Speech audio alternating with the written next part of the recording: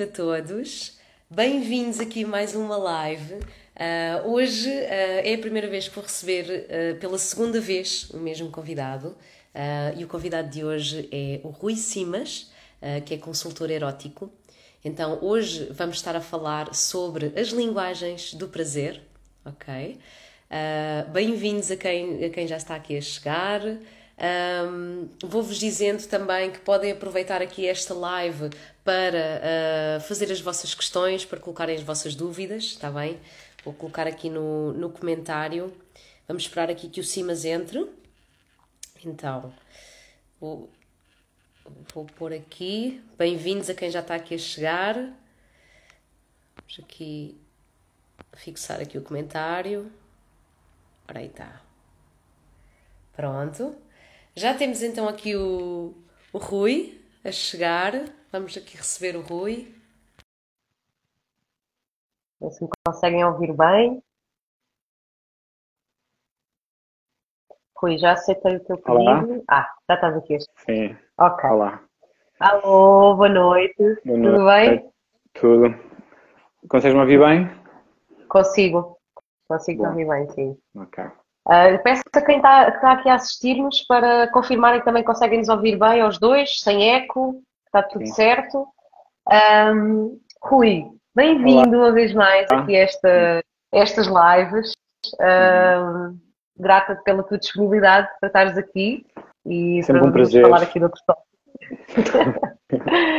Sim. Que temos aqui muito para falar. Então, hoje aqui o nosso tema é sobre as linguagens do amor. Estava a dizer, para quem quiser aproveitar, colocar as suas dúvidas, as suas questões, vão colocando, vão participando também, que isto é uma live para todos, no fundo. Então, hoje, falando aqui nas linguagens do prazer, portanto, há aqui muita coisa a ser falada, que na verdade as linguagens do prazer podem ser muitas coisas, não é? Uhum. A forma como cada um vê como é que recebe prazer, como é que dá prazer, como é que transmite, como é que acontece essa comunicação entre as pessoas. Queres dizer aqui alguma coisa que queiras começar, Rui? Sim, Aliás, acho que era importante apresentar, referir. Sim, desculpa, posso-me apresentar um bocadinho? eu Sim, também não me apresentei, apresenta tu primeiro. pronto. Pronto, então para quem não me conhece, meu nome é Rui Simas, sou promotor e criador de conteúdos eróticos e interessa-me muito esta vertente do erotismo para além da sexualidade, ou seja, interessa-me muito promover uma cultura erótica que ajuda as pessoas a expandir o seu universo sexual. Dou também consultas pessoais, individuais e a casais também. E sou consultor também de empresas na área dos conteúdos adultos, na área criativa e na área da comunicação. Pronto, isso é o que eu faço agora neste momento. Mas queria acrescentar o que eu estavas a dizer em relação às linguagens do prazer. Nós chegámos a este título desta live porque existem as linguagens do amor, que se calhar as pessoas já conhecem, se não conhecem, nós podemos fazer aqui uma breve apresentação disso. São 5 linguagens, algumas delas têm a ver com questões de retribuição de carícia, de carinhos, de retribuição de presentes, atenção, tempo de qualidade. Pronto, são linguagens que foram definidas por um psicólogo como as 5 linguagens do amor, e nós queríamos expandir um bocadinho esse conceito para as linguagens do prazer, porque considerámos na nossa conversa pré-live que havia ainda algumas dificuldades em comunicar essas linguagens do amor nos momentos de prazer, na sexualidade, e portanto quisemos aqui expandir um bocado esse conceito. Pronto, e agora podes-te apresentar tu e falar. Exato. Pronto, então, para quem não me conhece, o meu nome é Alicia, e eu trabalho como terapeuta e coach de Tantra e de sexualidade consciente, com vista ao empoderamento tanto da mulher como do homem. E, portanto, tenho aqui alguns programas online, tanto para mulheres como para homens, para ajudá-los nesse sentido e para facilitar a comunicação entre ambos também. Portanto, são aqui duas vertentes diferentes, mas no fundo acho que tu e eu ajudamos os casais, Sim, não é? Também complementam-se. Exato. Exato, exatamente, é isso. E falaste aqui muito bem nas linguagens do amor.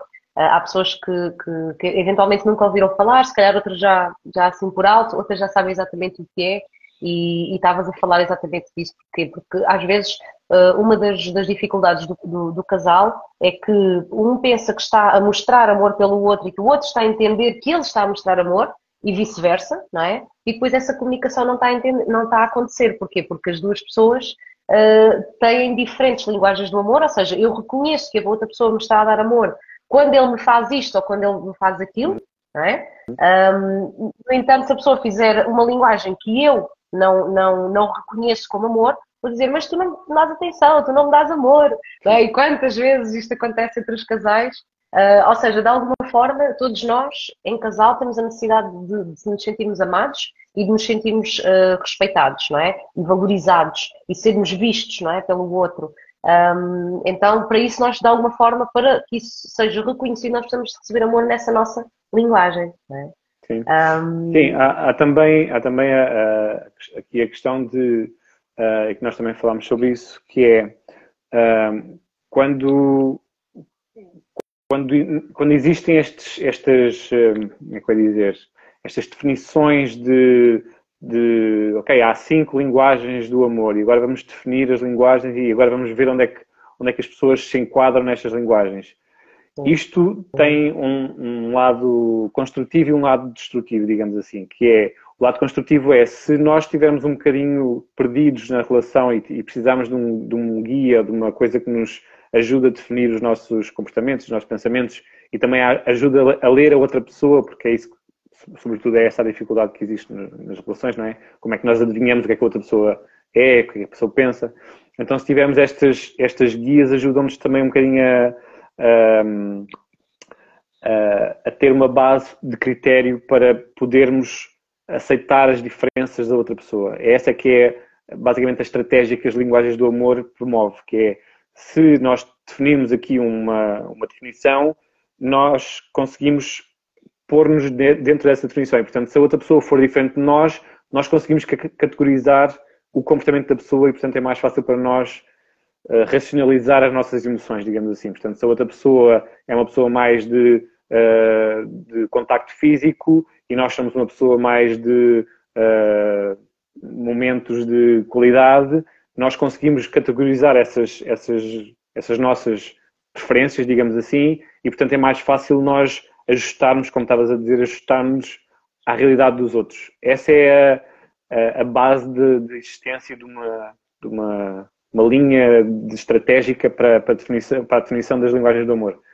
Mas o que nós identificámos quando estávamos a falar sobre isto é que isso nem sempre é qualificável, ou seja, isso nem sempre é caracterizável, não é? Não há, mesmo sobretudo nos momentos mais intensos, onde as coisas estão a borbulhar, às vezes as pessoas não conseguem ter esse discernimento de dizer, ok, esta pessoa está a ser assim porque tem esta linguagem do amor, ou esta pessoa está a ser assado porque tem esta linguagem. Às vezes não é essa capacidade. E então, o que nós estamos aqui a tentar dizer com isto das linguagens do prazer é estar um bocadinho mais abertos a perceber o outro. É mais essa questão que eu acho que está integrada aqui. Ou seja, podemos ter esses guias, mas ter também essa abertura de espírito e essa abertura afetiva e emocional para perceber, ok, isto hoje não está a ser exatamente como a pessoa costuma ser. Então temos que abrir um bocadinho mais o espectro de ela está à procura do quê? Está à procura de compreensão, está à procura de afeto, está à procura de ser aceite, está à procura do quê? Então é nesses meandros dessas 5 linguagens que existem estas linguagens do prazer, porque às vezes é mesmo só uma questão de, ok, como é que podemos provocar bem-estar a esta pessoa? E não é sempre necessariamente com sexo ou necessariamente com prazer físico. Às vezes é mesmo um prazer emocional, um prazer afetivo e acho que era por aí que nós estávamos a ir. Sim, sim, sim. E até mesmo pegar um bocadinho nisto das linguagens do amor, até para uma preparação antes do sexo. Isto porquê? E para quem, pronto, nós ainda não dissemos, mas que as linguagens do humor, já disseste algumas, não é? Tanto o tempo de qualidade, passar os momentos de qualidade, como o toque físico, como as palavras de afirmação, não é? Que a pessoa diz palavras bonitas à outra, palavras de encorajamento também. Depois, outras também de a pessoa que valoriza muito o receber presentes, não é? E que para ela é importante sentir que a outra pessoa tomou atenção, dedicou tempo a preparar algum presente, alguma prenda, alguma coisa, ou então simplesmente ajudar a outra pessoa nos gestos de serviço, nos atos de serviço, em que eu vou facilitar a vida da outra pessoa através de toda a ajuda que eu possa dar. Não é? Isto são as linguagens do amor que muitas vezes que é importante, primeiro que tudo, que o casal comunique entre si qual é que é a tua linguagem do amor, não é? Eu consegui exprimir a minha e saber a do parceiro, mas depois era aí que eu queria chegar, que é, muitas vezes, e o que acontece na grande parte dos casais, não sei se nos casais todos que tu recebes, nós também recebemos público diferente, então a informação que nós vamos recebendo também pode diferir um bocadinho. Sim, com intenções diferentes, acho que também há intenções diferentes quando nos procuram. Sim, sim. Exatamente. E, no fundo, a experiência que eu tenho tido com as mulheres é que as mulheres precisam muito de sentir-se próximas, cúmplices do homem, ou do parceiro, ou da parceira, não importa, mas para que estejam abertas emocionalmente para abrirem a porta do desejo sexual, não é? Porque há aqui uma série de coisas que impede a mulher de se conectar facilmente com o desejo sexual. E então, muitas vezes, porque às vezes acontece, por exemplo, o casal tem uma discussão e o homem, sim, é capaz de ter sexo com a mulher, mesmo que o assunto não esteja resolvido, não é? E que às vezes a mulher, porque as coisas não estão resolvidas, ela não está aberta a ter sexo com o parceiro, não é? E às vezes as coisas não estarem resolvidas pode ser uma falta de comunicação das linguagens do amor. Exato. Sim, do amor, e era aquilo que estávamos a dizer, e do prazer também, ou seja, mais do que dar aqui uma cartilha de como atuar perante uma situação em que não há desejo, não há intenção, ou não há disponibilidade, não há proatividade para a parte sexual, e podemos falar sobre isso mais à frente, mas há diferentes atitudes perante o sexo entre homens e mulheres, e isso é notório e é evidente. O facto de haver uma percepção de que a comunicação é mesmo a característica mais importante, e a comunicação não é só dizer, é ouvir, porque a comunicação tem isto que é, só é comunicação se houver duas partes a comunicar, não é se uma disser e a outra estiver a ouvir. Isso não é comunicação, isso é mandar, isso é dizer. A comunicação é isso, é comunicar, é dizer, também ouvir, e portanto haver esta percepção de que há necessidades dos dois lados. E portanto a comunicação na verdade é uma negociação, é uma capacidade de perceber que as necessidades da outra pessoa não são necessariamente as nossas, e como é que podemos satisfazer a outra pessoa, ou pelo menos como é que podemos colocar a outra pessoa num estado de bem-estar, ou num estado de serenidade, ou num estado de conforto, ou num estado de disponibilidade, de tudo isso que promove a proximidade e que promove a vontade, porque a vontade é muito importante na sexualidade, sobretudo. Ou seja, despertar a vontade é despertar uma conexão, despertar uma confiança, despertar uma crença. Eu, por acaso, agora, ultimamente, tenho andado muito nesta onda de perceber porque é que as pessoas se mantêm, às vezes, em relações que são difíceis, não é? Porque é que acreditam na relação, o que é que as faz acreditar. E então, esta questão das crenças tem-me levado por caminhos assim um bocadinho quase esotéricos, né, nesta percepção de porque é que nós acreditamos no amanhã, porque é que há coisas que correm mal, porque é que há coisas que nos fazem sentir, epá, isto é tão difícil, porque é que eu me mantenho nesta relação, e porque é que nós temos essa crença. E pouca gente, ou pelo menos daquilo que eu tenho pressentido e percepcionado, pouca gente consegue explicar essa crença, consegue explicar porque é que acredita, não é? Porque é que se dedica a superar coisas difíceis, porque é que continua a estar com uma pessoa que está sempre a dar para trás, ou nunca lhe apetece fazer nada, ou nunca tem desejo para nada, ou tem sempre desejo para qualquer coisa e o desejo não é compatível. Portanto, como é que eu ia dizer? Há muitos fatores, não é? Que Sim, há condicionam muitos essas decisões. fatores, mas estas diferenças que existem, estas formas diferentes de ver a vida, são mesmo é uma coisa que eu acho que às vezes é quase magia, ou seja, é magia mesmo como é que nós conseguimos transformar alguma coisa difícil numa coisa que nós acreditamos constantemente que vai melhorar. Acreditamos nisso. Claro, há muita coisa que explica isto. Há traumas que podem pesar, há exemplos que nós podemos ter na nossa vida e que nós dizemos, ok, estas pessoas ao nosso lado também passaram por algumas privações, algumas questões difíceis, mas conseguiram superar isso. E, portanto, tendo essas realidades, às vezes ajuda um bocadinho a acreditar. Mas há pessoas que vivem mesmo as emoções de uma forma muito ampla, muito holística. É quase, às vezes, conseguem relativizar problemas que para outras pessoas são muito, muito difíceis de superar, mas, por exemplo, essa questão de haver alguém que não lhe apetece muitas vezes, ou haver alguém que lhe apetece muitas vezes, e haver essa dissonância, haver a capacidade de criar um equilíbrio, uma harmonia nisso, ou seja, de às vezes ceder, ou de às vezes conseguir convencer, que às vezes quando se diz isto parece que é uma coisa que estamos aqui a manipular as coisas, mas não é bem manipular, se nós conseguimos negociar e se há uma... Diz isto? Abrir caminho para... Exato, se nós conseguimos permitir que a outra pessoa nos convença, percebes? É mesmo uma questão de acreditar na pessoa, acreditar que ela vai nos dizer algo ou fazer sentir algo que vai valer a pena. E isso eu acho que é muito... faz muito parte da sexualidade feminina, sobretudo, esse acreditar que alguém é capaz de fazer algo, ou de dizer algo, ou de mostrar algo, ou de oferecer algo que vá fazer sentir, ok, eu vou dar esta oportunidade, eu vou permitir-me isso, porque também é sabido que a sexualidade feminina precisa desse tempo para se acreditar nela própria, não é? E às vezes há uma pouca disponibilidade ao início, mas depois quando a coisa começa a perceber-se que é uma coisa boa, então a sexualidade desperta, a meio do processo. Uhum.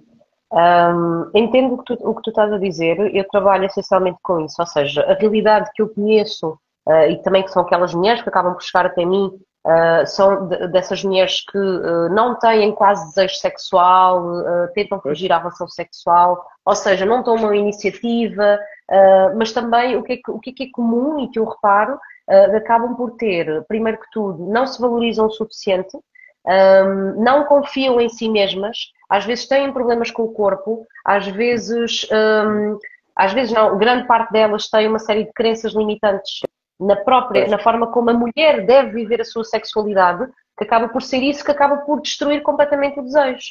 E a mulher, desde pequenina, que acaba por ouvir o sexo é para o homem. Ou seja, ele é que é importante é que ele é que fique satisfeito. Ponto final. Então a própria mulher, sem conhecer muito bem o seu corpo, a sua vulva, os seus orgasmos, não se sentindo à vontade com o seu corpo, tendo ali uma série de vergonhas, de medos, de culpas, que são sentimentos muito comuns associados à sexualidade feminina, ela acaba por matar, desde antes sequer dele nascer, o desejo sexual. Pronto.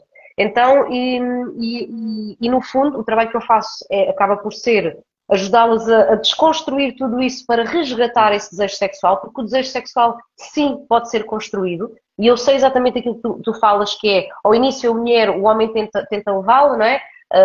E a mulher não está muito disposta e depois acaba por se deixar levar.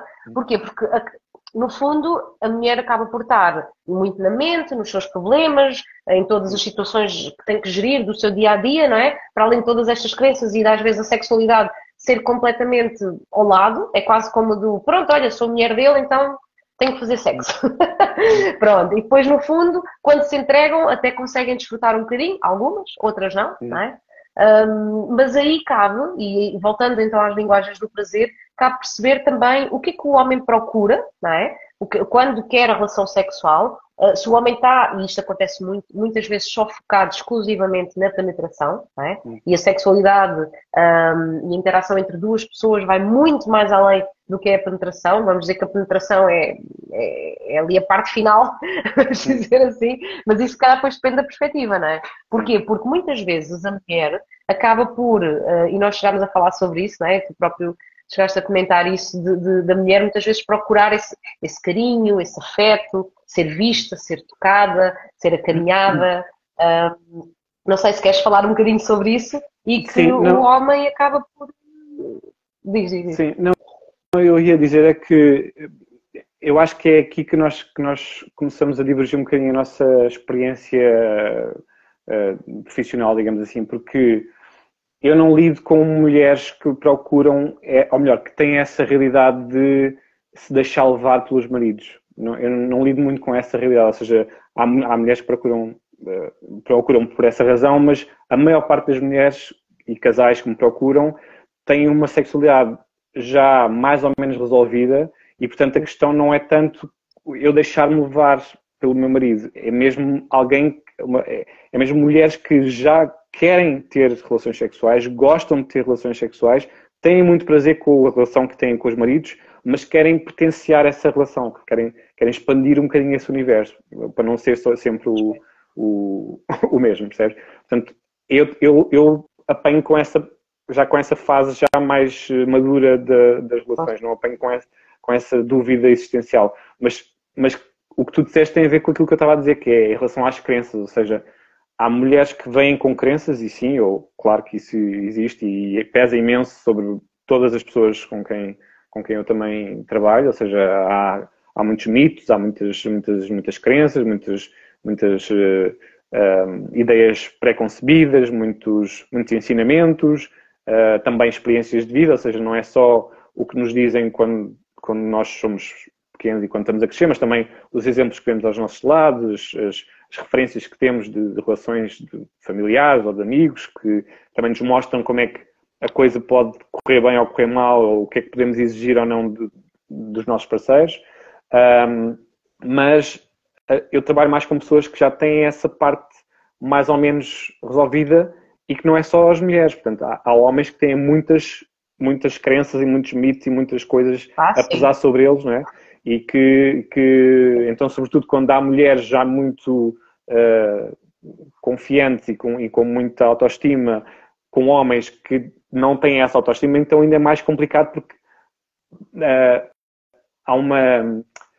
Quando o peso cai para cima do homem e ele não consegue ou ter ereção, ou tem ejaculação precoce, ou não consegue ter ejaculação, ou não consegue dar o prazer que deseja à mulher, ou seja, tudo isso pesa nesses casais que procuram coisas diferentes e procuram essas linguagens do prazer que a gente está aqui a falar, que é como é que eu posso ser mais e como é que eu posso ser melhor nesta relação, tanto do lado afetivo como do lado sexual.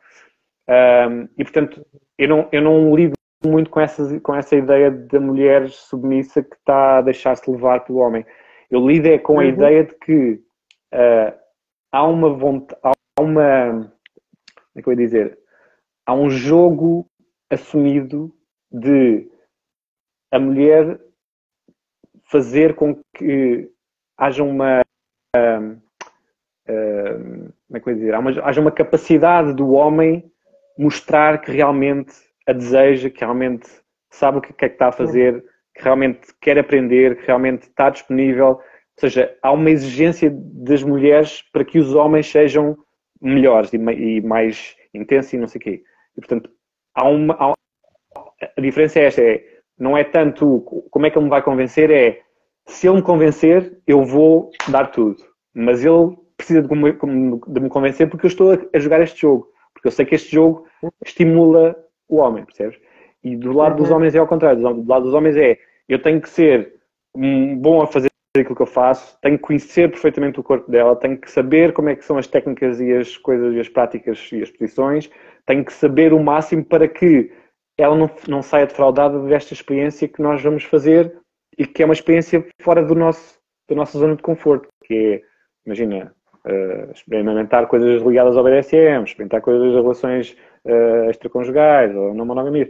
Portanto, eu já estou nesse patamar de, ok, nós já percebemos quais são as nossas fragilidades e as nossas questões, mas estamos disponíveis para dar esse passo para o desconhecido, digamos assim, porque já estamos mais ou menos resolvidos entre nós. Exato, exato. Aí há várias coisas para falar. Há bocadinho estávamos a falar da parte do que é que se pretende, não é? Do o que é que se quer. E muitas vezes, por exemplo, o homem acaba por. Isto acontece com muitas mulheres, ok? Pelo menos que eu recebo esse testemunho, que o homem muitas vezes procura a mulher com a intenção da penetração e quando ela não está aberta à penetração, ele simplesmente acabou, desaparece. Ou seja, como se o sexo fosse só penetração. Quando a mulher precisa de um estímulo muito maior, mais ou menos, não é? Mais ou menos. Deixa-me só acrescentar aí uma coisa, que é há uma regra basilar na sexualidade masculina que é a seguinte. Os homens têm um pénis, ok? E o pénis tem essa função de... é usado para a penetração. Pode ser usado para outras coisas, mas sobretudo para isso. E quando um pénis ouve um não, e ele tentar continuar a fazer, ele pode ter a consciência que eu estou a violar alguém. E, portanto, se ele ouve um não, ou se ele diz, se houve alguém a dizer que não estou para aí virada, ele não vai querer forçar isso se tiver algum... não estou a ver outra palavra, mas algum respeito pela pessoa que está a dizer esse não, ou não agora, ou não me apetece, ou não estou para aí virada. Ou seja, à partida ele vai desistir, porque não dá para continuar isso sem pensar, ok, eu estou a fazer uma coisa que eu não devo, estou a forçar alguém a fazer uma coisa que eu não devo. Se o homem for consciente, ele não vai querer continuar. Eu tenho essa percepção de já pessoas com quem trabalho e dessa realidade, mas podes-me dizer tu. Pronto, é interessante trazeres isso porque quase que puseste portanto, um pénis que houve um não é? Isso remete-me para, ok, então a única coisa que aquele homem queria, não é? Aquele homem com pénis queria, era simplesmente a penetração, quando a mulher procura muito mais do que isso. Não é isso que eu estou a dizer. Não é isso que eu estou a dizer. Mas eu já entendi que tu, ou seja, estou a dizer no momento da penetração. Estou a dizer só no momento da penetração. Não estou a dizer que o homem só procura isso. Estou a dizer é que isso, quando é negado, ele não vai forçar, porque se ele vai forçar, isso pode criar um outro momento. Pois, não estou a dizer que ele só procura isso. Estou a dizer no momento em que ele procura isso, se ele receber um não, ele não vai forçar, porque isso é muito arriscado, é muito perigoso forçar essa penetração, percebe? Aí completamente de acordo. Estava a falar quando o homem se aproxima para iniciar uma interação que claramente quer sexo. Pronto, muitas vezes acontece essa linguagem. A mulher até quer essa proximidade, ela até quer carinhos, ela até quer beijinhos, ela até quer contacto físico, eventualmente quer uma massagem, eventualmente ela quer primeiro relaxar e permitir-se que o seu corpo se abra para eventualmente depois, mais tarde, ela pode estar disponível ou não, não é? Depois depende do não dela. Pronto. E aquilo que há bocadinho tu estavas a falar, desta pressão sobre a sexualidade, sobre a performance, de alguma forma, do homem, não é? Na sexualidade, principalmente quando tem mulheres que são mais à vontade e que são mais confiantes, de alguma forma, eu aqui continuo sempre a dizer que há uma grande pressão sobre os homens, em que os homens devem saber tudo, já ter tudo estudado, já ter tudo preparado, serem mestres em tudo, não é? E há toda essa pressão que a sociedade continua a exercer. No entanto, eu acredito que essa sociedade continua a exercer essa pressão é mais dos homens para com os homens.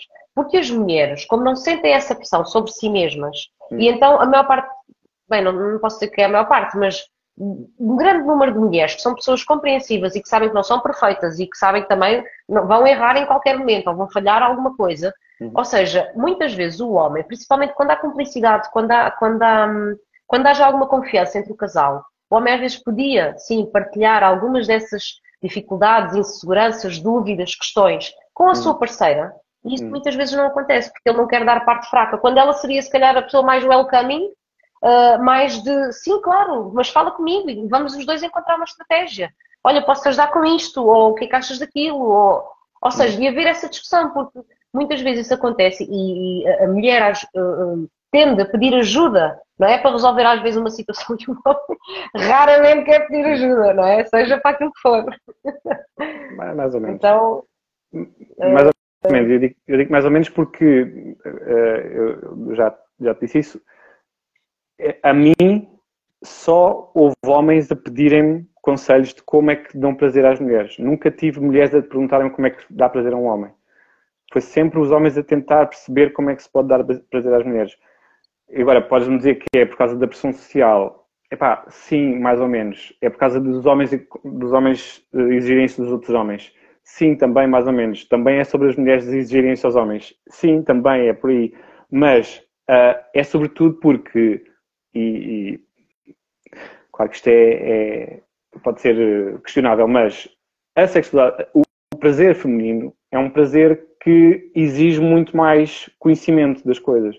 Porque pode-se saber onde é que está o clitóris, pode-se saber onde é que está a vagina, pode-se saber onde é que está o ponto G até, mas não é chegar lá e fazer uma coisa qualquer, não é? Portanto, há ritmos, há intensidades, há toda uma variedade de variantes, não é? Variedade de variantes que dependem de mulher para mulher, dependem de vulva para vulva, portanto há imensa coisa que difere, portanto não consegues ensinar um homem a dizer, olha, isto é uma vulva, faz assim e tens este resultado. Isto não acontece.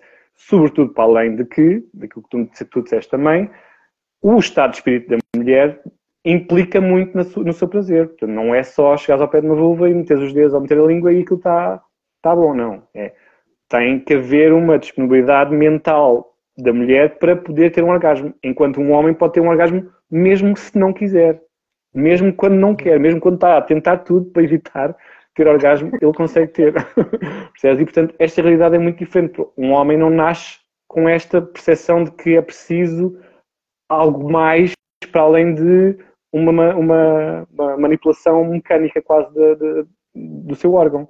E, portanto, não pode ir com esta... Ou melhor, quando ele vai com essa mentalidade de ter com uma mulher ou estar com uma mulher, claro que é uma mentalidade muito básica que não vai levar a lado nenhum. Vai ser muito difícil de uma mulher se predispor a um homem que só pensa de forma mecânica e, portanto, é por isso que nós estamos aqui a falar hoje. É como é que nós podemos explicar que o sexo não é só penetração, o sexo não é só saber fazer coisas com os dedos e com a língua e posições, é mesmo uma questão muito mais espiritual, intelectual, física, implica tudo isto. E isto implica conhecer o outro dar-se a conhecer, haver disponibilidade para comunicar, para ouvir e para dizer, e essa disponibilidade só é possível se não houver julgamento. E esse julgamento só é anulado se nós percebermos que todas as pessoas têm essas condições que estavas a dizer, que têm as suas crenças, as suas dúvidas, as suas vontades, os seus desejos, as suas fantasias, tudo isso faz parte da nossa existência. E nós vamos criando isso sozinhos. Sozinhos vamos criando. Eu gostava de ter esta pessoa, que ela me fizesse isto, hoje eu estou chateada, se calhar era bom que ele chegasse e me desse aqui uma coisa espetacular e ele não vem com essa ideia porque já vem chateado do trabalho. Ou seja, todas estas dinâmicas têm que ser todos os dias, dia a dia, percebidas e todos os dias tem que haver essa disponibilidade. Não é só, ok, agora vamos dar uma solução e agora para sempre vai ser bom. Não, para sempre vai ser difícil. É mais por aí. E eu aí acrescento também, portanto, sem dúvida, concordo inteiramente contigo com o que é necessário haver de comunicação entre o casal. E há bocadinho tu estavas a dizer, e eu até falei em leituras. Leituras não é de livros, não é? É ler, é também saber Também pode ser, sim. Mas quando eu falei em leituras não me estava a referir a isso. Estava a Sim. referir em observação atenta do outro. Porquê? Porque aquilo, o que o Tantra trabalha, ele trabalha muito não só com a estimulação, no que toca à sexualidade sagrada, mas em geral o Tantra, ele trabalha com os nossos diferentes corpos. E vamos pegar não só no corpo físico, mas também no nosso corpo mental, onde é que estão os nossos pensamentos. Estou preocupada, estou estressada, sou escrava dos meus pensamentos e não consigo me desligar deles. Como é que eu estou emocionalmente? Hoje estou aberta para dar, hoje estou aberta para receber. Até onde é que eu quero ir? Qual é a minha disponibilidade? E também isso para o homem, não é? Porque muitas vezes procura-se, se calhar há um desfazamento de vez em quando entre o casal, porque às vezes um quer só a parte física, mas não quer se abrir emocionalmente e vice-versa, não é?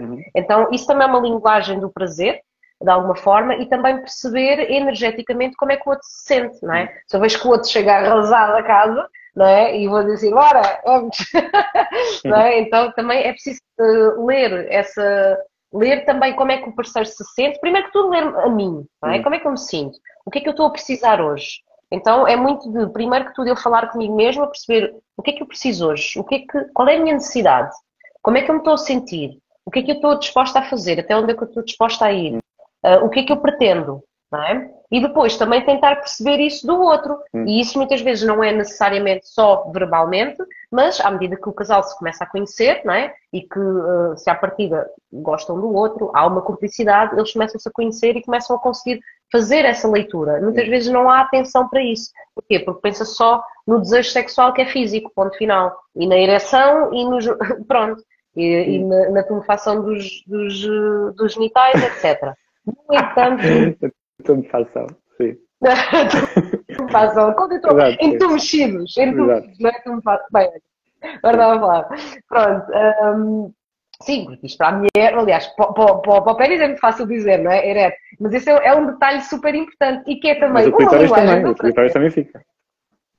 Estou a incluir o clitóris, não é? Estou a falar de toda a vulva, não é? Que é uma das coisas que muitos homens, se calhar, não tomam atenção e até muitas mulheres também às vezes não tomam atenção, que é quão engurgitados de sangue estão os próprios genitais, porque eles acabam por praticamente triplicar de tamanho a zona da vulva, dos lábios internos, dos lábios externos, da entrada vaginal, do clitóris, e isso é essencial para trazer prazer à mulher. E muitas vezes, com a excitação toda do momento ou com a pressa, a mulher acaba por ser penetrada antes do tempo. E o que é antes do tempo? É quando o corpo dela ainda não pediu a penetração, que é quando os genitais dela ainda não estão engurgitados o suficiente para... Porquê? Porque quanto mais sangue estão envoltos os genitais, maior vai ser o prazer, não é? Seja no toque, na estimulação digital, com os dedos, com o sexo oral, seja na penetração. E isso é muito importante também ter atenção a esses timings.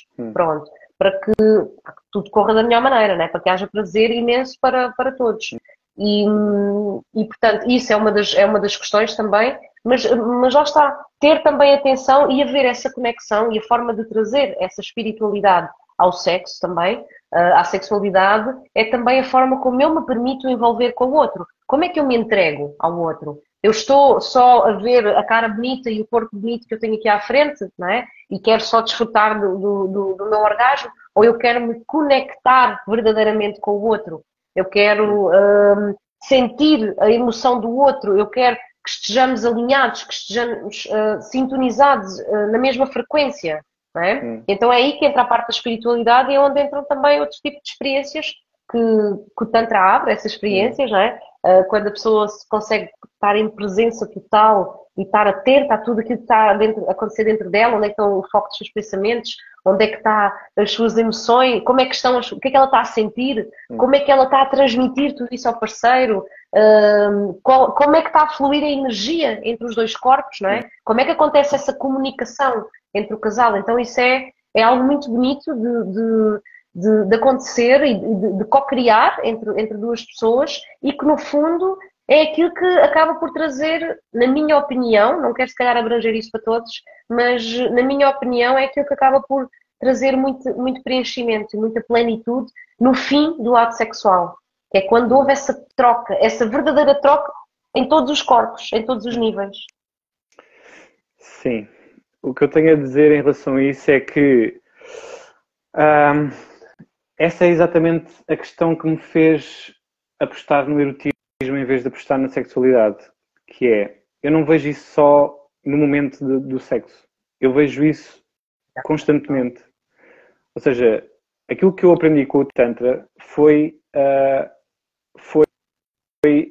estar atento à outra pessoa, mas estar constantemente atento, não é só na parte sexual, não é só durante o sexo, não é só quando apetece sexo, é estar atento para perceber, ok, como é que eu posso tornar todos os dias cada vez mais interessantes e mais cúmplices e mais ligados. Portanto, não é estar desligado e durante o sexo haver uma conexão, porque isso não vai existir, isso nunca vai acontecer. A pessoa não vai estar disponível se o dia foi uma merda e de repente, agora vamos conectar. Tipo, não vai conectar nem que tu pintes aqui de ouro. E por isso é que eu promovo esta ideia de criar uma cultura erótica que não é uma cultura social, é uma cultura pessoal, é uma cultura individual. Individualmente nós criarmos a capacidade de nós, intelectualmente, emocionalmente, termos ligações ou termos referências eróticas. Ou seja, se eu estou a cozinhar, eu posso sentir um desejo erótico, sem ter necessariamente que haver sexo. Se eu estou a dançar, pode haver um desejo erótico sem ter necessariamente a ver sexo. Se eu estou a ter sexo, pode haver um desejo erótico sem ter necessariamente a ver ter sexo. Ou seja, durante o sexo eu posso não ter sexo, porque há também há esse jogo que se pode criar de queres que eu penetre, mas eu não vou penetrar. Queres que eu te dê um orgasmo, mas eu não vou dar. Ou seja, mesmo durante o sexo pode haver esse jogo erótico, ou essa exploração erótica. E por isso é que, na minha perspectiva, ou pelo menos daquilo que eu pretendo fazer com as pessoas e que eu gosto de fazer com as pessoas, é exatamente expandir essa ideia de que não é no ato sexual que nós vamos criar a conexão, não é no ato sexual que nós vamos dizer exatamente o que é que desejamos que aconteça. Não é. Por eu estar disponível para que aconteça alguma coisa, tu no ato sexual já vais perceber o que é que podes fazer, o que é que tens que fazer, o que é que vais poder jogar, o que é que vais poder brincar, porque tu podes mesmo levar alguém à ereção total, à lubrificação total, à vontade brutal de ter penetração, ou haver um sexo mais penetrativo, porque a penetração é uma coisa muito diferente de tudo. Não há aqui é impossível haver uma comparação entre um toque e uma penetração, ou um beijo e uma penetração, ou uma lambidela e uma penetração. É muito diferente de tu deixares alguém ou permitires alguém invadir a tua integridade, não é? Tu estás a permitir que haja uma invasão da tua integridade física. E, portanto, a penetração é mesmo uma coisa à parte, porque toques é sempre possível, beijo é sempre possível, massagens é sempre possível, mas a penetração é mesmo uma coisa que tem que haver uma disponibilidade, tem que haver uma abertura literal e figurativa, tem que haver uma lubrificação para que haja essa possibilidade de sem haver dor, ou pelo menos que não seja uma dor não desejada, porque às vezes há quem goste de dores desejadas, mas tudo isso tem que ser integrado no resto da vida, não pode ser só no momento do sexo.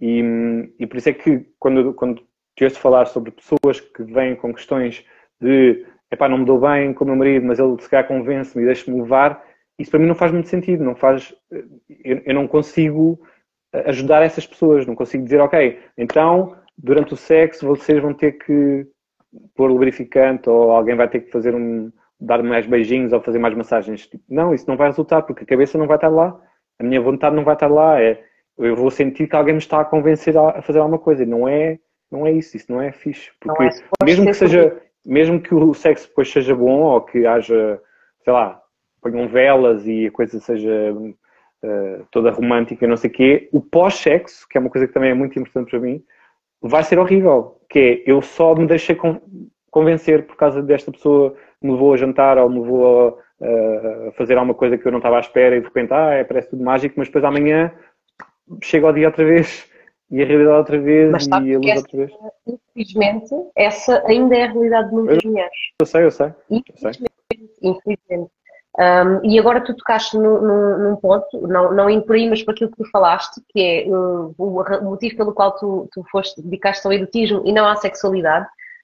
E eu estou plenamente de acordo contigo, ou seja, que saber construir esse erotismo não só no momento do ato sexual, mas ao longo do dia a dia, não é? Yeah. Na interação com o parceiro, com a parceira, isso é fundamental para que o desejo sexual entre o casal permaneça vivo, não é? Porque é criar essa tensão sexual ao longo do dia. Porquê? Porque a qualquer momento a coisa pode disparar Yeah. e os dois têm vontade de ter sexo, não é? E muitas vezes isso é esquecido, tanto pela mulher como pelo homem, Claro. que acabam por se esquecer completamente de criar tensão sexual ao longo do dia, com brincadeiras, com mensagens, com piropos, com toques, com as tais linguagens do amor que se podem aproveitar para levar Neste um caso, são bocadinho mesmo linguagens do prazer. Porque são Exato. Mas lá está, como para a mulher muitas vezes ela só abre o caminho para o prazer se o coração dela estiver aberto, não é? Às vezes é preciso entrar pela linguagem do amor para chegar à linguagem do prazer. Sim. Pronto. E há bocadinho estavas a falar da questão do orgasmo. Mencionaste aí, e eu estou a olhar aqui para as horas e queria ainda que tocássemos neste assunto que é importante, que é de quem é a responsabilidade do prazer. Não é? Gostava, quem estiver aqui a participar, façam aí os comentários. De quem é a responsabilidade do prazer? É da própria pessoa? É do outro? É interessante ver aqui comentários tanto de mulheres como de homens, para ver qual é que é a vossa opinião. Deixa lá ver se alguém escreve alguma coisa. Ou se está tudo com vergonha. Sim, mas podemos ir falando sobre isso e ver se alguém diz. Mas pronto, isso é uma questão que há uma resposta politicamente correta e há uma resposta um bocadinho mais complexa, acho eu, que é à partida todos nós somos responsáveis pelos nossos próprios prazeres, não é? Porque nós conhecemos melhor o nosso corpo do que qualquer outra pessoa, não é? Portanto, a responsabilidade do nosso prazer é nós sabermos o que é que queremos, nós sabemos o que é que gostamos, conhecer o nosso corpo ao máximo, e a masturbação é muito útil para isso, para depois podermos guiar o outro, ou informar o outro, ou pôr-nos a jeito do outro, nos fazer aquilo que nós gostamos, ou levá-los por esse caminho e levá-los a descobrir esse caminho. Porque às vezes, mesmo que nós, que é um bocado estranho às vezes ensinar o outro, ou dizer, olha, é assim que eu gosto e é assim um bocado estranho, então às vezes é mesmo guiar e proporcionar ou mostrar, às vezes mostrar também é muito importante, tipo, fazermos a nós próprios para a outra pessoa ver. Portanto, não é necessariamente ensinar, mas é, olha, aprende a ver, não é? Não és tu que estás em falta, sou eu que estou a mostrar. Isso eu acho que é um bocado, é muito importante nas relações, não pôr a outra pessoa num patamar de tu não sabes, vou-te ensinar, é mesmo mais, olha, tu não sabes, eu vou-te mostrar, porque é assim que eu gosto. Porque lá está. Ou então eu sou única, deixa-me mostrar-te como é que eu gosto. Exato. Porque lá está, era que estávamos a dizer há bocadinho, todos os corpos têm as suas características, as suas diferenças, a maneira como gostam de ser. O facto de nós aprendermos e irmos ler coisas e ver coisas e hoje fala-se muito mal da pornografia, mas eu aprendi muita coisa para a pornografia, aprendi muita forma de estimular pessoas com pornografia, porque na altura, quando eu era jovem, a pornografia tinha essa mais-valia, havia mesmo uma intenção de mostrar como é que as coisas eram feitas, como é que se estimulava um clitóris, como é que se podia fazer sexo de formas diferentes. Portanto, a pornografia é útil, ler livros é útil, não para assumir que todas as pessoas são assim, mas para pelo menos ter uma noção de que, ok, eu vou experimentar fazer isto, se resultar, bom. Se não resultar, vamos experimentar fazer outra coisa. Não é porque eu sou mau, não é porque estou a fazer errado, eu quero saber pelo menos para ter uma guia para ir por aqui. E por isso, se eu tiver uma guia, vou experimentar. Não necessariamente com com a consciência de que isto vai ser espetacular e a pessoa vai, se não gostar, é a pessoa é que está mal. Não. Vou experimentar para perceber se é por aqui, se não é por aqui. Se não for por aqui, eu tenho que conhecer os vários caminhos. E conhecendo os vários caminhos só dá para saber, informando-me, perguntando e estando aberto a aprender coisas. Pronto. Na pornografia, eu acho que seria toda uma outra live para falar sobre isso. Eu Bora. tenho uma opinião muito... Ok. Então, estava a falar de a responsabilidade do prazer. Então, que era só essa a pergunta. A responsabilidade do prazer, para mim, é de ambos, sim. O que é que acontece? E posso dar aqui a perspectiva das mulheres que eu recebo, até ao momento, antes delas começarem a trabalhar comigo, muitas vezes punham a responsabilidade do prazer no parceiro, ok? O meu parceiro consegue-me dar orgasmos, ele não me consegue dar orgasmos. No entanto, o trabalho que eu faço é, ok, então e tu, consegues dar orgasmos? Que tipo de orgasmos é que conheces? Como é que te dás? Como é que conheces o teu corpo? Quais é que são os teus pontos erógenos? Conheces a tua vulva? Como é que tu consegues despertar o teu próprio desejo sexual contigo mesma? Não é?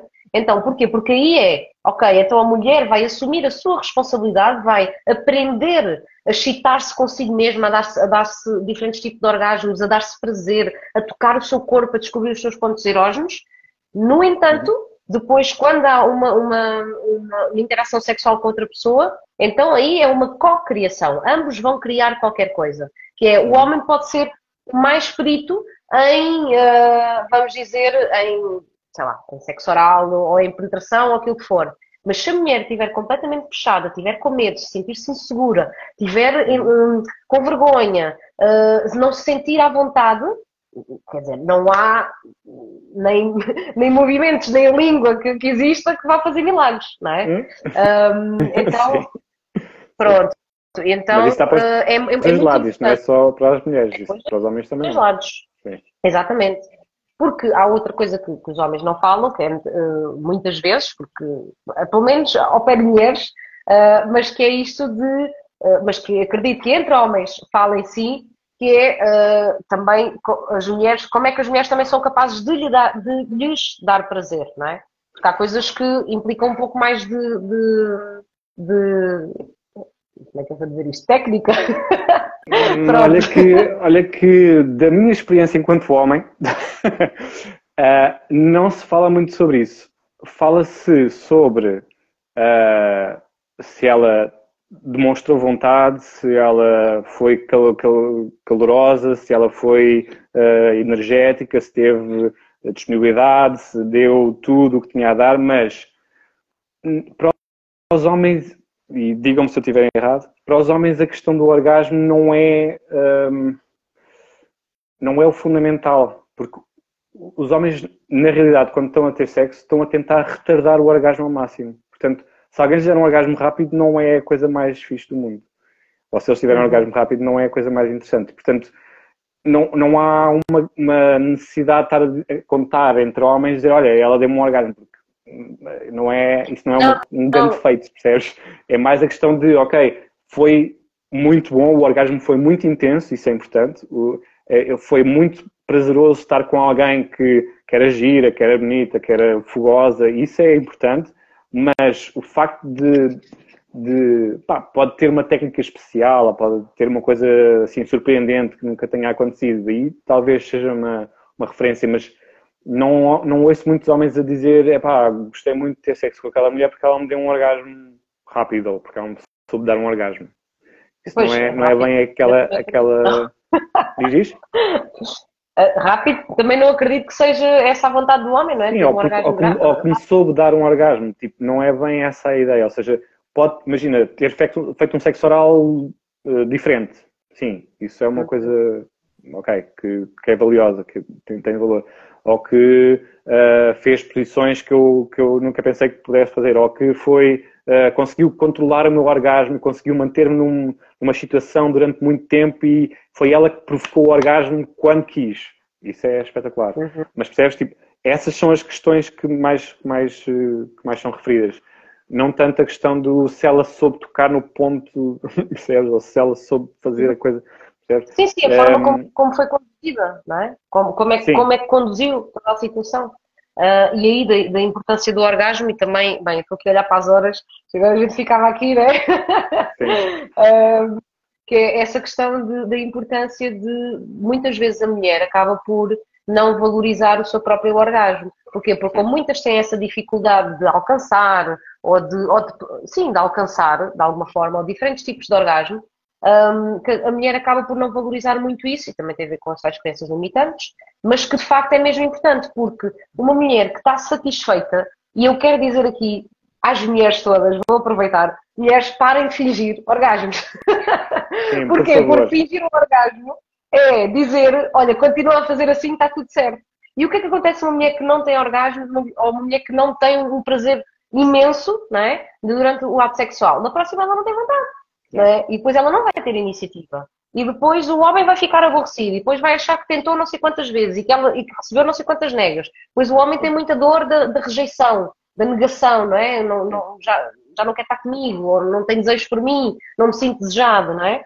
Então isso é super importante. E já agora deixa-me dizer o meu recado para os homens, que é: não tenham sexo com mulheres só para ter orgasmo. Isso também não é bom. Ora aí, não é fixe.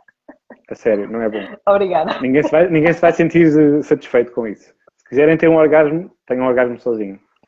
É muito mais descontraído, relax, ninguém fica a sentir mal, do que estarem a usar as mulheres para ter orgasmos. Isso não constrói nada, só destrói emocionalmente, espiritualmente, fisicamente, não leva a lado nenhum. Tal e qual. Olha, mesmo isso. Sim, mas obrigada por essa, por essa frase. Sim, sem dúvida, sem dúvida. É mesmo importante porque o sexo é muito mais do que o orgasmo, embora o prazer, o orgasmo seja sim importante para ambos. Há muito mais que se constrói e que se pode aceder através da sexualidade. E é isso que é muito bonito também o casal conseguir construir isso entre eles. E é isso que também torna essa dinâmica única, não é? Então, trazer essa beleza, essa conexão, esse prazer, essa entrega, essa vulnerabilidade, esses jogos, não é? Então, eu acho que isso é mesmo bonito e é aquilo que alimenta a vontade de cada um também, não é? Porque se eu sei que vou me divertir imenso naquele carrossel, eu quero ir andar para o carrossel, não é? Exato, e eu acho que aí a palavra essencial é mesmo divertir-me. Há uns tempos eu tive uma discussão com alguém, ou alguém teve uma discussão comigo sobre a questão de chamar brinquedos sexuais aos brinquedos sexuais, porque o ser brinquedo parece uma coisa infantil, e eu disse: não, mas eu concordo perfeitamente que sejam brinquedos sexuais para brincar, é mesmo importante divertir-nos. O sexo é uma coisa boa, não é uma coisa má, nem é uma coisa feia, nem é uma coisa suja, quer dizer, só se quiserem que seja, porque há divertimentos e jogos onde é bom ser sujo, é bom ser porco, é bom levar as coisas ao extremo. Sim, é divertido. Se as pessoas quiserem fazer isso, é fixe. Mas que seja uma coisa positiva, que as pessoas saiam de lá com vontade de gostar de viver. Essa que é a parte interessante. Porque podem gostar de viver a serem castigados, gostar de viver a serem oprimidos, mas gostam de viver e não gostam só de usar as pessoas, abusar das pessoas, abusar deles próprios. Isso é que só deprime, só fica tudo muito menos interessante, não só no sexo, mas no resto da vida. Eu sou uma pessoa que põe as outras pessoas para baixo ou que leva as outras pessoas a sentirem-se mal. Não, isso vai pesar no dia-a-dia e é nesse sentido que eu estava a falar. O dia-a-dia tem que ser positivo para que o sexo seja positivo, porque se o dia-a-dia for negativo, o sexo não vai ser positivo nunca. Vai ser só merda. É Desculpem, foi a palavra que me saiu. Sim, mas temos 1 minuto, então conta-nos aí como é que estás a ajudar as pessoas que quiserem procurar. Pronto, eu tenho a minha página do Instagram, eu estou a apostar mais agora no Instagram porque estou com outras coisas e não consigo estar em todo lado. E portanto, no Instagram, no meu site simas-eres.com, vou lá pondo todas as minhas coisas. Tenho um podcast também semanalmente, onde falo com pessoas de diferentes áreas sobre esta questão do erotismo. E vou falando sobre cultura erótica ao longo do dia. Portanto, se precisarem de alguma ajuda nesse campo, para as suas relações ou individualmente, podem contactar-me, tenho um formulário para se inscreverem. Pronto. E eu ajudo aqui com um programa de empoderamento feminino e alquimia sexual para mulheres, que é um programa online de alguns meses. Vai começar o próximo em agosto, então agora as inscrições abertas. E também em agosto vai começar a próxima jornada exclusiva para homens, que é sobre os mistérios do prazer feminino, onde abordamos aí muita coisa. E pronto, e entretanto vou fazendo uns workshops, vou estar presente aí nos retiros, nos eventos aí de verão.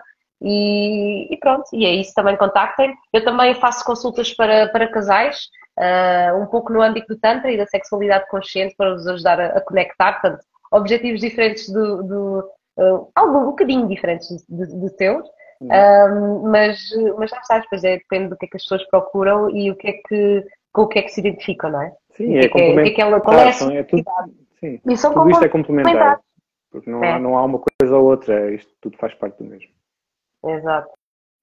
E pronto, e é isso. Então, gratidão uma vez mais, Simas. Obrigada pela Obrigado tua eu. disponibilidade. Sim, sempre um prazer. Mais uma E vez. se calhar para a próxima falamos sobre pornografia, quem sabe?